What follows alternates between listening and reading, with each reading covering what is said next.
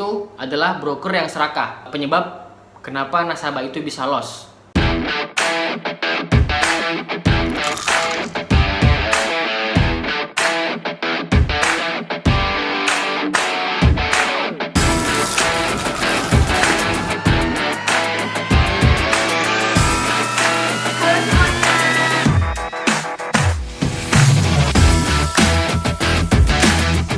Kalian bisa lihat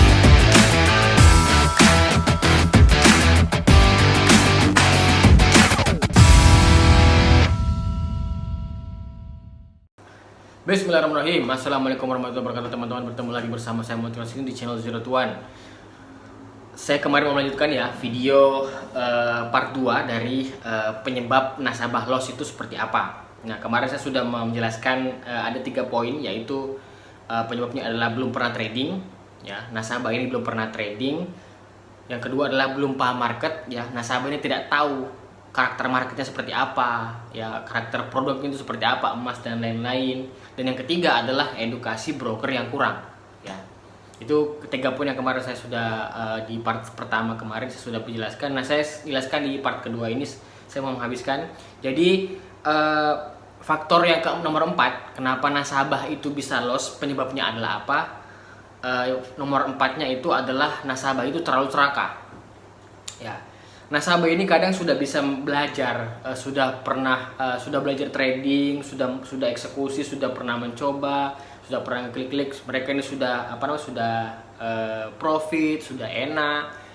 Kadang-kadang pun mereka sudah menentukan bahwa saya cuma pengen profit sehari itu paling tidak $100 atau $200, $300. Tapi kadang-kadang namanya hati ya, rasa serakah itu kadang-kadang muncul ketika lihat market lagi bergejolak. Wah, ini saya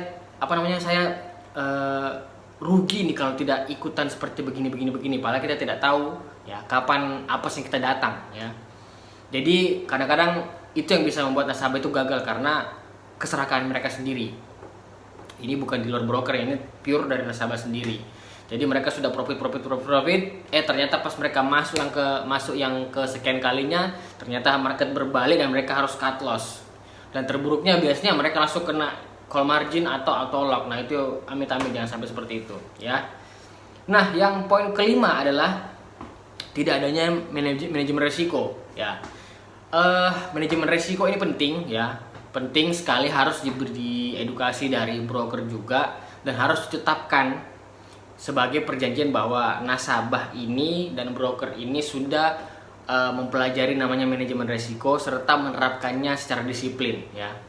Kenapa penting? Karena misal begini, manajemen resiko itu saya kalau market berbalik ya, saya kunci atau saya lock atau saya hedging atau mengambil posisi berbalik itu batasannya saya berapa poin? Misal 10 poin. Oke, 10 poin langsung lock dan langsung ambil cari strategi baru, atau terbukti langsung cut loss saja daripada terbebani.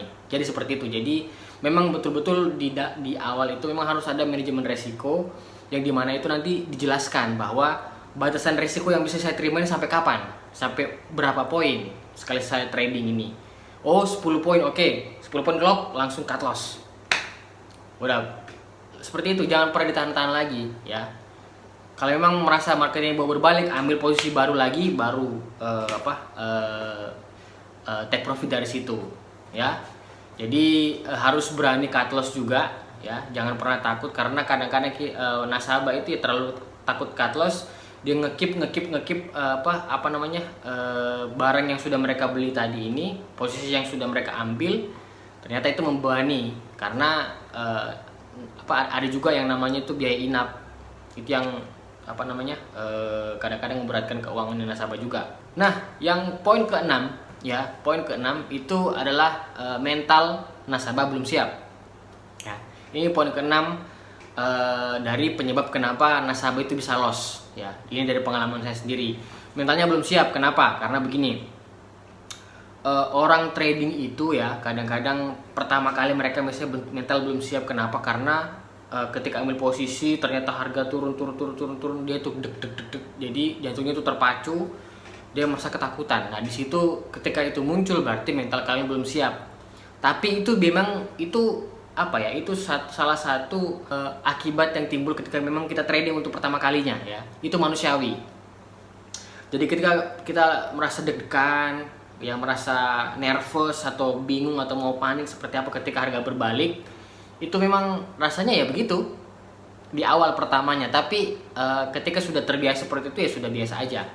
Nah itu makanya saya sering mengatakan bahwa kalau kalian memang baru pertama kali trading, baru pertama kali masuk di dunia trading, alangkah lebih baik kalian buka dulu akun mikro atau akun mini, ya, akun mini.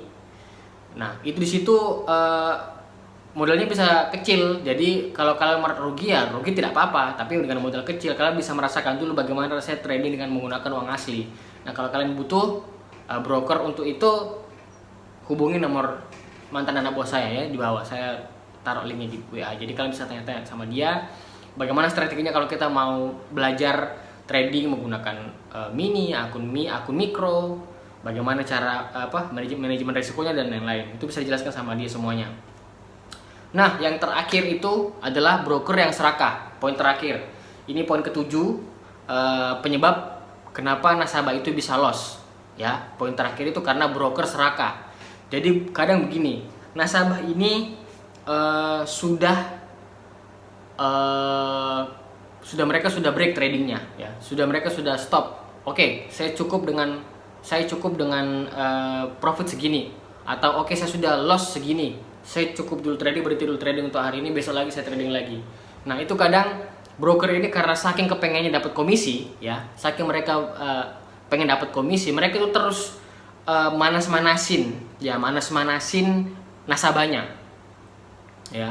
Mereka selalu WA, "Pak, marketnya segini loh Pak, ada peluang nih Pak, begini, kenapa Bapak tidak ambil sekalian aja Pak, bla bla bla bla." Itu jadi awal dari broker yang serakah itu mereka bisa menularkan keserakahannya itu ke nasabah. Nasabah akhirnya ikut mengikuti keserakahannya broker, akhirnya mereka ambil posisi. Nah, ketika mereka ambil posisi, harga berbalik dan mereka ya amblas gitu loh dananya, rugi.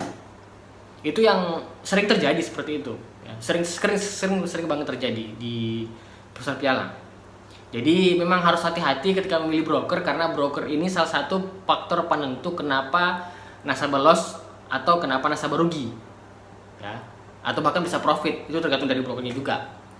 Bagaimana broker mengasih berita, bagaimana broker-broker ini memberikan edukasi ya, bagaimana broker ini memberikan manajemen risiko kepada nasabahnya, itu penting. Nah, kalau teman-teman sekalian mau bertrading, lalu mencari broker yang bisa dipercaya, yang amanah ya, yang mereka bisa menjelaskan semua risiko rugi ataupun profitnya seperti apa, itu saya sangat merekomendasikan mantan anak buah saya namanya Henry. Link WA-nya sudah saya cantumkan di description di bawah, kalian bisa klik di situ. Nah, nanti dia bisa mengajarkan kalian trading untuk awal-awal ya, tidak perlu modal besar, cukup mini aja, paling biasanya mini itu 20 juta atau 5 juta juga bisa untuk mikro. Kalian bisa belajar dulu di situ. Kalau kalian sudah lihai untuk trading dengan modal kecil, saya yakin dengan modal besar pun pasti kalian bisa trading lancar. Oke, terima kasih teman-teman. Segitulah saya Muhammad Silas di channel Zero to One. Kalau kalian merasa video ini berguna, bermanfaat, silahkan like. Kalau kalian tidak suka ya dislike aja, terserah kalian. Dan saya sangat berharap kalau kalian segera subscribe channel ini agar saya bisa mencapai 1000 subscriber, lalu saya bisa monetize channel ini. Oke? Terima kasih. Assalamualaikum warahmatullahi wabarakatuh.